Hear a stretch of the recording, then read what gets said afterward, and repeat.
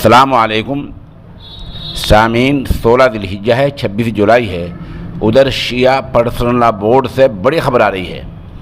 شیعہ personal لا board کی meeting میں پاس کردہ تجویز میں پاس کردہ پرستاؤ میں کہا گیا ہے کہ سرکار آبادی کنٹرول والے قانون پر نظر ثانی کرے، دوبارہ غور فکر کرے، دوبارہ وچار کر لے، یہ قانون مناسب نہیں ہے۔ یو پی سرکار نے آبادی کنٹرول والے قانون کی بات کہی تھی، اس پر شیعہ پرسنل لا بورڈ کی میٹنگ ہوئی ہے اور میٹنگ میں شریک تمام علماء نے اتفاق رائے سے کہا ہے کہ سرکار اس قانون پر دوبارہ وچار کرے، دوبارہ غور کرے۔ خبر تھوڑی تفصیل سے سنیں۔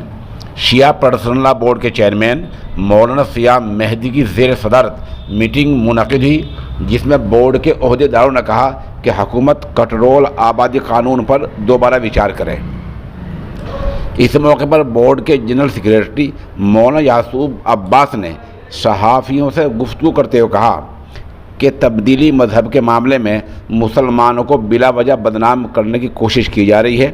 کوئی بھی کسی کو مسلمان ہونے پر مجبور نہیں کر سکتا، نہ ایسا ہوتا ہے نہ ایسا ہوا ہے۔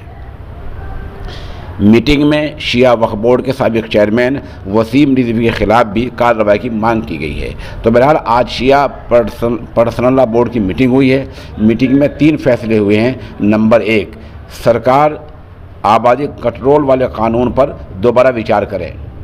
نمبر 2، تبدیلی مذہب کے معاملے میں بلا وجہ مسلمانوں کو بدنام کیا جا رہا ہے۔